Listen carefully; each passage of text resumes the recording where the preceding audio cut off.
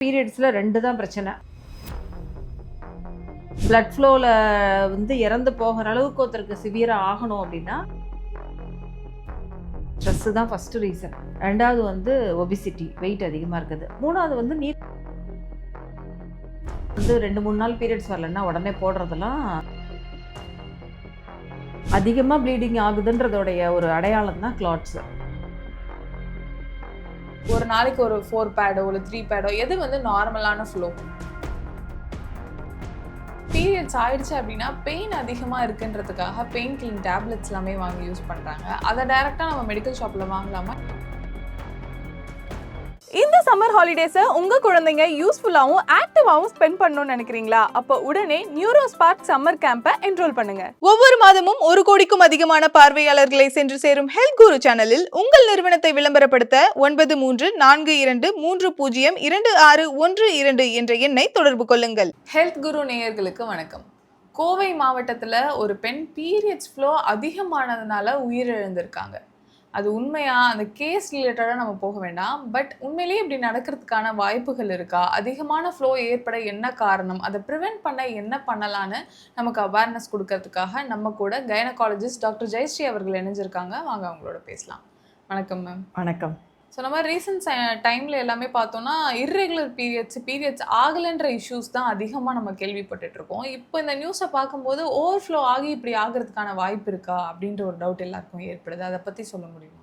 So இந்த particular news பார்த்திங்கன்னா தேர் may be other reason. வேறு ஏதான காரணங்கள் இருக்கலாம். ஏன்னா அப்போ தான் பீரியட் ஸ்டார்ட் ஆகிருக்கு. அந்த இதில் நியூஸில் படுறது பார்த்தா அப்போ தான் பீரியட் ஸ்டார்ட் ஆகிருக்கு, ரொம்ப ஹெவி ஃப்ளோ ஆகிருக்கு, இமீடியட்டாக ஹாஸ்பிட்டலுக்கு கூட்டிகிட்டு போயிருக்காங்க. ஸோ வேறு ஏதாவது ரீசன்ஸ் இருக்கலாம். அது ஃப்யூச்சர் இனிமேல் தான் தெரியும்னு நினைக்கிறேன். வேறு ஏதான ப்ராப்ளம் இருக்கலாம். ஏன்னா யூஸ்வலாக மென்ஸ்ட்ரல் பிளட் ஃப்ளோவில் இறந்து போகிற அளவுக்கு ஒருத்தருக்கு சிவியராக ஆகணும் அப்படின்னா லாங் டைம், அட்லீஸ்ட் ரொம்ப 1 மாதம் 2 மாதம் அப்படி கண்டினியூஸாக அதிகமான ஃப்ளோ இருக்கணும். ஏன்னா கர்ப்பப்பையே இவ்வளோண்டு தானே இருக்கும். இப்போ ஒரு கர்ப்பிணி இருக்காங்க, அவங்களுடைய டெலிவரிக்கு அப்புறம் ப்ளீடிங் ஆகி இறந்து போகிறது அது பாசிபிள். ஏன்னா கர்ப்பப்பை இவ்வளோ பெருசு இருக்கும். அப்போ ஃபுல்லாக அதுலேருந்து ப்ளீடிங் ஆகிறப்ப பாசிபிலிட்டி. சடனாக ஒரே விதின் ஒரு ஃபியூ மினிட்ஸில் பார்த்தீங்கன்னா 1 லிட்டர் பிளட் அப்படி லூஸ் பண்ணுவாங்க. பைப் மாதிரி அப்படியே கர்ப்பப்பை சுருங்காமல் அப்படியே ஊற்றும். ஸோ அது பாசிபிள். பட் பீரியட்ஸ் நார்மலாக இருக்கிற பீரியட்ஸ்லேருந்து வர்ற ப்ளீடிங்லேருந்து ஒரு டெத் ஆகுதுன்றது நாட் பாசிபிள். ஸோ அந்த பேஷண்ட்டை பொறுத்தவரை ஐ திங்க் வேறு ஏதாவது ரீசன்ஸ் இருக்கலாம் பாசிபிள். பொதுவாக பார்த்திங்கன்னா பீரியட்ஸில் 2 தான் பிரச்சனை. ஒன்று பீரியட்ஸ் வராது, இல்லைன்னா வந்தால் அதிகமாக போகும், நிற்காது. இது 2 தான் பிரச்சனை. ஏன் இந்த கர்ப்பப்பைக்கு மட்டும் இந்த மாதிரி ஒரு ப்ராப்ளம் வருது அப்படின்னா, நார்மலாக ஒரு இடத்துல அடிப்படுது, ஒரு டக்குன்னு ஒரு பிளட்டு வருது, ப்ளீடிங் ஆகுது. உடனே என்ன ஆகும்? அந்த பிளட்டு கொஞ்ச நேரத்தில் கிளாட் ஆகிடும், தானாகவே கிளாட் ஆகிடும். அதுதான் நார்மல் ஹியூமன் பாடியில். பட் இந்த கர்ப்பப்பைக்குள்ளே இருக்கிறது வர்ற பிளட்டு மட்டும் நார்மலாக அந்த கிளாட்டிங் மெக்கானிசத்தால் அதை கண்ட்ரோல் பண்ண முடியாது.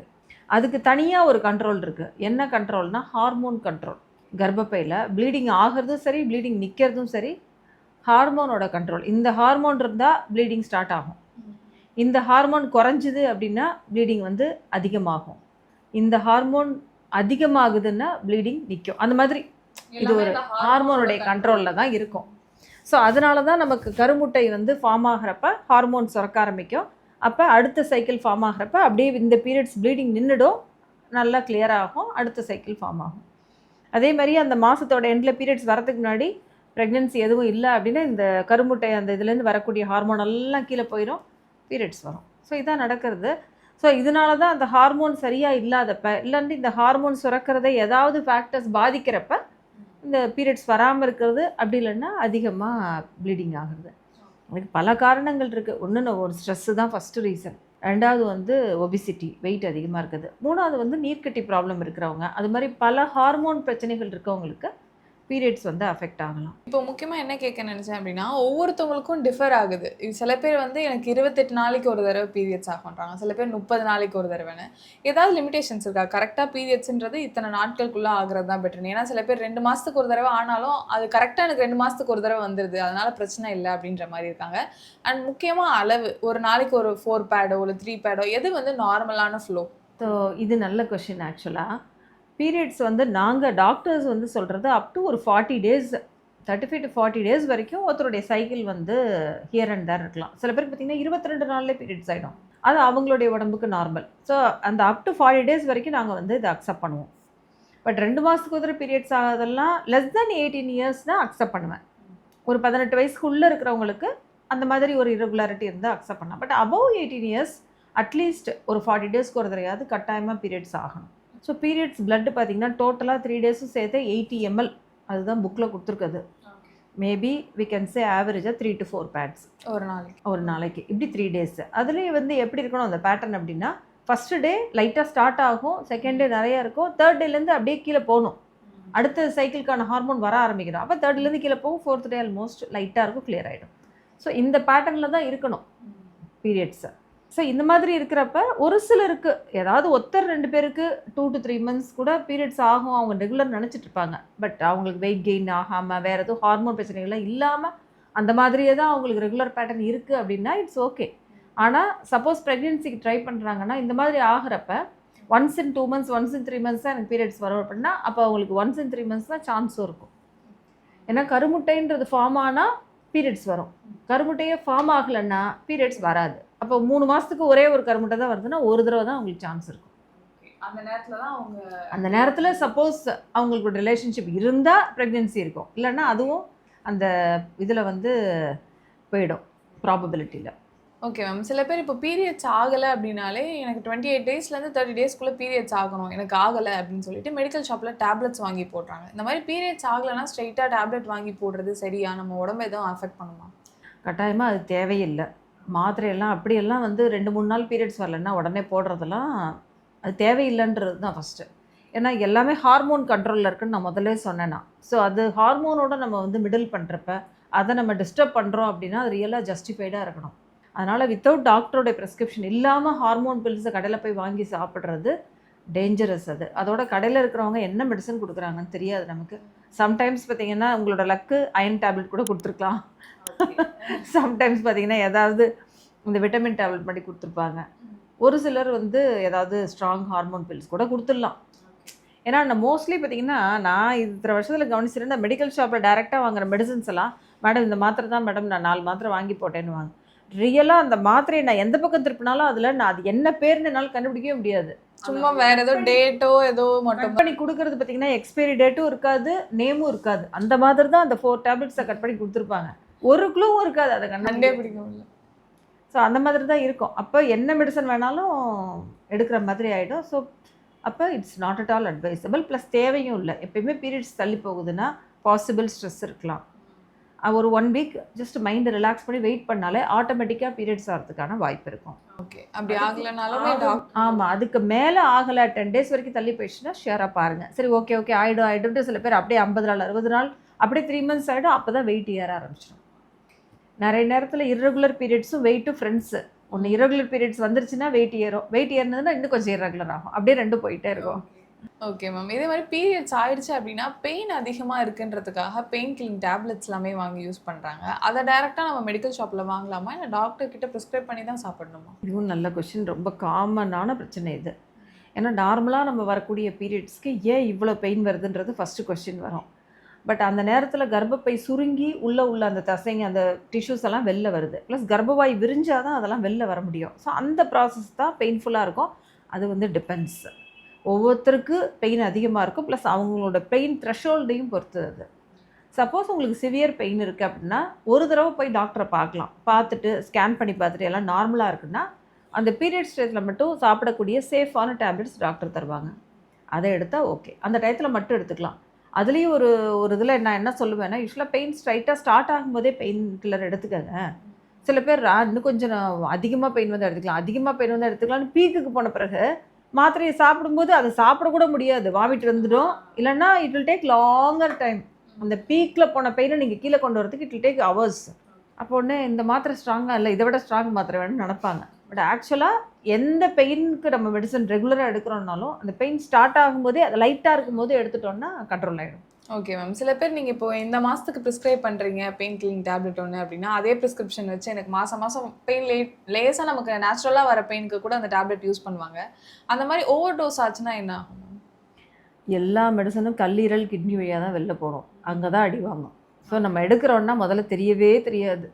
நிறைய பெயின் கில்லர்ஸ் இஷ்டம் போல் எடுக்கிறவங்களுக்குலாம் கிட்னி தான் ஸ்ட்ரைட்டாக அஃபெக்ட் ஆகும்.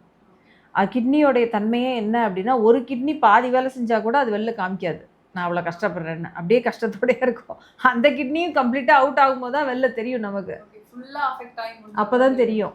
அதனால தான் கேர்ஃபுல்லாக இருக்கணும். பெயின் கில்லர்ஸ் இப்போ நீங்கள் பீரியட்ஸ்க்கு பெயினுக்கு எடுக்கிறீங்கன்னா உங்கள் டாக்டர்கிட்டே நீங்கள் காமிக்கும் போதே கேட்டுக்கலாம், மேடம் இது நான் வந்து மந்த்லி ஒன்ஸ் எடுக்கலாமா எனக்கு பெயின் வரப்பன்னு கேட்டால் அதுக்காக சேஃபாக இருக்குது மெடிசன்ஸ். அதுக்காக ஒரு மாதம் போக வேண்டியதில்லை.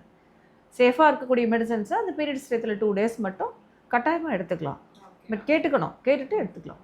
Okay ma'am. இன்னும் சில பேர் வந்து இப்போ கோயிலுக்கு போகிறோம், இல்லை நான் வந்து ட்ரிப் போகிறேன், ட்ராவல் பண்ணுறேன், எனக்கு பீரியட்ஸ் வந்துடக்கூடாதுன்றதுக்காக டேப்லெட்ஸ் எடுத்துப்பாங்க. அந்த மாதிரி பில்ஸ் எடுத்துக்கிறது நார்மல் தானா?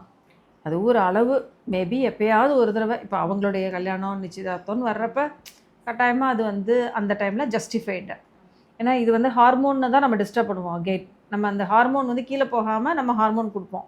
கொடுக்குறப்ப அப்படியே மெயின்டைன் ஆகிட்டு இருக்கும். அதுக்கு நம்ம மாத்திரை ஸ்டாப் பண்ணது பாருங்க தான் பீரியட்ஸ் வரும். ஸோ எப்போயாவது ஒரு தடவை ஜஸ்டிஃபைட்னா ஷியராக ஒன்றும் பெருசாக ஒன்றும் சைட் எஃபெக்ட்ஸ் வராது.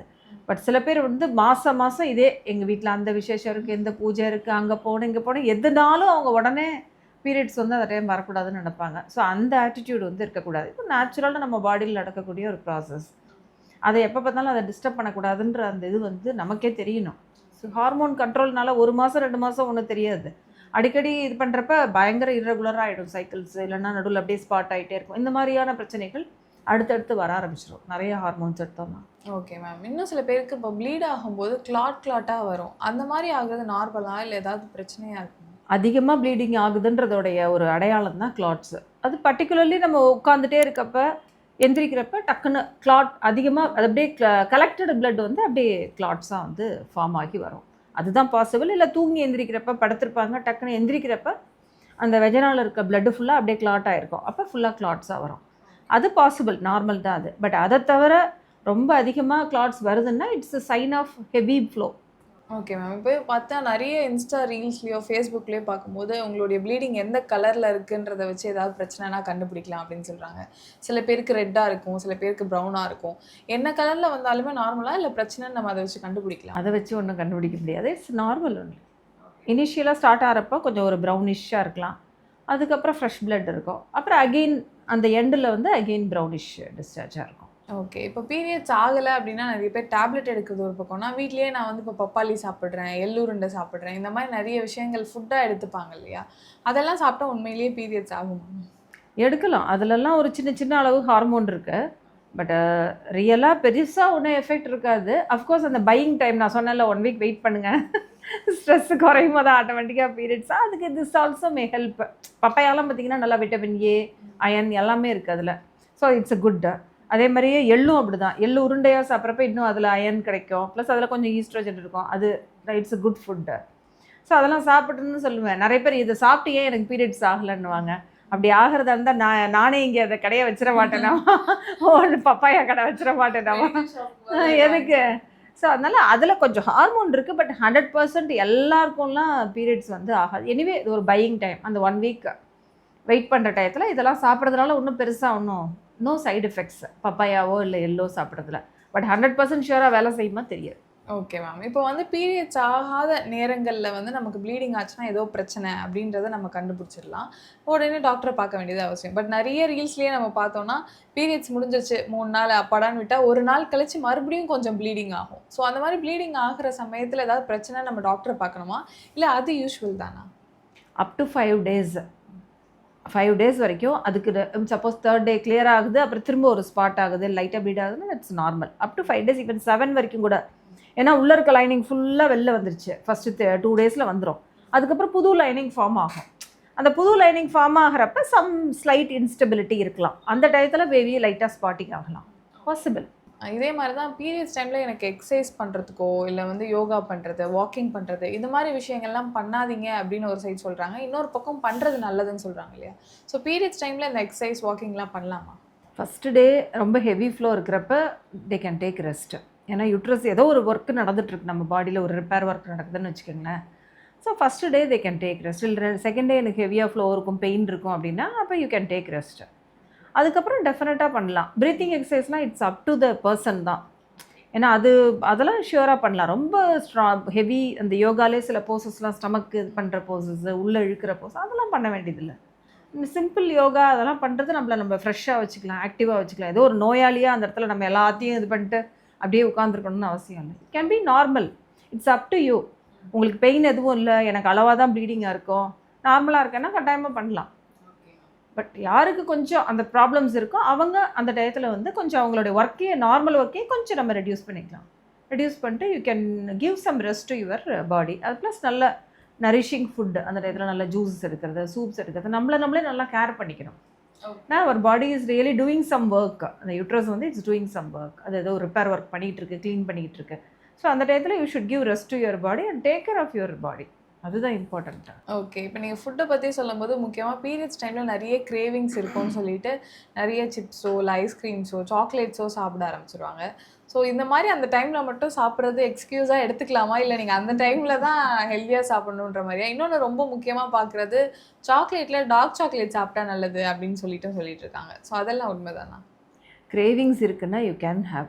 பட் நீங்கள் பார்த்துக்குங்க, ஆல்ரெடி நீங்கள் டயட்டில் இருக்கீங்க, வெயிட் அதிகமாக இருக்குது, பிஎம்ஐ அதிகமாக இருக்குன்னா கேர்ஃபுல்லாக இருங்க. அந்த 3 நாளில் சாப்பிட்டது அப்புறம் 30 நாள் எக்ஸசைஸ் பண்ணிட்டு இருக்கணும். ஆமாம். ஸோ அதனால் எப்பயுமே வெயிட்டு வந்து நம்ம ப்ரிவென்ஷன் தான். வெயிட் ஏறிட்டோன்னா குறைக்கிறது ரொம்ப கஷ்டம். ஸோ அதனால் எப்பயுமே ப்ரிவென்டிவாக இருக்கிறது ஆல்வேஸ் பெட்டர். கிரேவிங்ஸ் இருக்கா, ஹேவ் லிட்டில். அப்படியே ஃபுல் பேக்கெட் சிப்ஸும் சாப்பிடணும்னு அவசியம் இல்லை. Have little. அந்த கிரேவிங்ஸை கண்ட்ரோல் பண்ணுங்கள். அதுக்கப்புறம் வேறு ஒரு நல்ல பாதாம் இல்லைன்னா மக்கானா, அந்த தாமரை விதை பொரியெல்லாம் நல்ல ஃபில்லிங்காக இருக்கும், ஆனால் வெயிட் ஏற்றாது. Low calorie food. அந்த மாதிரி லோ கேலரி ஃபுட்டு தான் வீட்டில் வைக்கணும். எப்போ நமக்கு அவைலபிளாக இல்லையோ அப்போயே ஆட்டோமேட்டிக்காக அந்த கிரேவிங் போயிடும். ஸோ நம்ம வந்து வீட்டில் ஃப்ரிட்ஜில் வச்சுருக்கோம் ஸ்வீட்டுன்னா அந்த கிரேவிங் வரப்போ டக்குனு ஞாபகம் வந்துடும், இருக்குது ஃப்ரிட்ஜில், போய் கூட எடுத்து சாப்பிடுவோம். ஸோ வீட்லேயே வச்சுக்கூடாது, ஃபோன்லேயே ஆப்ஸ் எதுவும் வச்சுக்காம இருந்தாலே போதும். ஏதாவது டெலிவரி ஆப்ஸ் வச்சுட்டோம்னா டக்குன்னு இப்போலாம் 10 மினிட்ஸில் வந்துடுது. ஆமாம், ஆர்டர் பண்ணி சாப்பிட்டுடுறோம். ஸோ ஃபஸ்ட்டு வீட்டில் வைக்காமல் இருக்கிறது ஃபஸ்ட்டு இதில் பாதி தப்பிச்சிடுவோம், பாதி எஸ்கேப் ஆகிடுவோம். நமக்கு அதுக்குள்ளே ஏதோ ஒரு ஃபோன் கால் வரும், அப்படியே டைவர்ட் ஆகிடுவோம் அந்த craving. It's only you need diversion அந்த நேரத்தில், அவ்வளோதான். ஏன்னா அது ஹெல்த்தி ஸ்வீட்ஸு, நம்ம ஃப்ரூட்ஸில் உள்ள இனிப்பு, நல்ல இனிப்பாக இருக்கிற ஃப்ரூட்ஸ் வச்சுக்கலாம். ஸோ அப்போ இந்த ஸ்வீட் சாப்பிட்ணுன்னு நினைக்கிற நேரத்தில் அதை சாப்பிட்லாம். Dark chocolate also to some extent. எல்லா இனிப்புகளுமே அளவு தான்.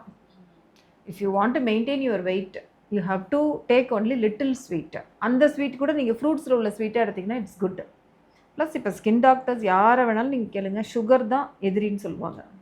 எல்லா பிரச்சனைகளுக்குமே. ஆமாம், சுகர் கட் பண்ணாலே உங்கள் ஸ்கின்னு நல்லாயிருக்கும், ஷைனியாக இருக்கும்ன்றது வந்து ஸ்கின் டாக்டர்ஸ் அதுதான் அட்வைஸ் பண்ணுவாங்க. So why not. இதே மாதிரி எல்லாருக்குமே பீரியட்ஸ் டைமில் இருக்க 2 முக்கியமான பிரச்சனை, ஒன்று பிம்பிள் வருது, இன்னொன்று வந்து ப்ளோட்டிங் ஆகி வயிறு ரொம்ப பெருசாக தெரியுது, தொப்பை இருக்க மாதிரி தெரியுது அப்படின்னு ஃபீல் பண்ணுறாங்க. இது எதனால் ஏற்படுதுங்க? இது ஹார்மோன் சேஞ்சஸ்னால பிம்பிள் வரும். நிறைய பேருக்கு வந்து பார்த்திங்கன்னா கரெக்டாக பீரியட்ஸ்க்கு முன்னாடி வரும், சில பேருக்கு கரெக்டாக பீரியட்ஸ் அப்போ இருக்கும், ஆட்டோமேட்டிக்காக அதுவே போயிடும். ஸோ அதுக்கு நீங்கள் ஆயின்மெண்ட்ஸ் போட்டுக்கலாம். அந்த டயத்தில் ஃபேஸை க்ளீனாக வச்சுக்கணும். பர்டிகுலர்லி வெளில போயிட்டு வந்தோன்னா கட்டாயமாக ஃபேஸை வாஷ் பண்ணிவிட்டு ஒரு மாய்ஸ்சரைசர் போட்டுக்கலாம். ப்ளஸ் அந்த பிம்பிள் க்ரீம்ஸு ரொம்ப நல்லா வேலை செய்யும். சிம்பிள் க்ரீம் ஆனால் சூப்பராக வேலை செய்யும். நம்ம வந்து அதை போட்டு பிச்சு அது நம்மளா இன்ஃபெக்ஷன் மட்டும் பண்ணிடக்கூடாது. நம்ம போய் பிக்கிறப்ப நம்ம கையில் உள்ள கிருமிங்க போயிட்டு தான் புண்ணாக்கி பெருசாயிரும். அது மட்டும் பண்ணக்கூடாது பிம்பிள் வந்தால். Pimple is very common. அது ஒன்றும் ஒரு பெரிய ஒரு டிசீஸாக கருத வேண்டியதில்லை. 1 or 2 இஸ் நார்மல். ரொம்ப நிறைய வருதுன்னா then you have to take consult. அப்போ டெர்மட்டாலஜிஸ்ட் பார்க்கலாம். அதே மாதிரியே இன்னொன்று கேட்டிங்க, ப்ளோட்டிங். அதுவும் வந்து ஹார்மோன்னால தான், அந்த ஹார்மோன்ஸ் சேஞ்சஸ்னால தான் அந்த ப்ளோட்டிங் அந்த ஃபீலிங் வருது. It's very normal. ஃபுட்டு அந்த டயத்தில் கேஸ் இல்லாத ஃபுட்டாக எடுங்க, டேக் சம் ரெஸ்ட்டு. ப்ளஸ் அது இஃப் யூ அண்டர்ஸ்டாண்ட் இது எதனால் வருது அப்படின்றத புரிஞ்சுக்கிறப்பயே அது ஒரு நோய் இல்லை அப்படின்னு தெரிகிறப்பயே நமக்கு வில் ஃபீல் ஃப்ரீ. அவ்வளோதான். It's a natural change, that's all. Okay ma'am, சொன்ன மாதிரி பீரியட்ஸை பற்றி நிறைய விஷயங்கள் டிஸ்கஸ் பண்ணியிருக்கோம். மேம் சொன்ன மாதிரி அது ரெகுலராக நமக்கு நடக்கிற ஒரு விஷயம். அதில் ஏதோ ஒரு சேஞ்சஸ் ஏற்படுதுன்றப்போ நம்மளே டிசிஷன் எடுக்காமல் மெடிக்கல் ஷாப்பில் போய் டேப்லெட்ஸ் வாங்காமல் ஒரு ப்ராப்பரான கைனகாலஜிஸ்ட்டை பார்க்க வேண்டியது ரொம்ப முக்கியம்னு ரொம்ப அழகாக எக்ஸ்பிளைன் பண்ணியிருக்கீங்க. எங்களோட ஜாயின் பண்ணதுக்கு ரொம்ப நன்றி மேம். தேங்க்யூ. நன்றி. ஒவ்வொரு மாதமும் 1 கோடிக்கும் அதிகமான பார்வையாளர்களை சென்று சேரும் ஹெல்த் குரு சேனலில் உங்கள் நிறுவனத்தை விளம்பரப்படுத்த 9342302612 என்ற எண்ணை தொடர்பு கொள்ளுங்கள்.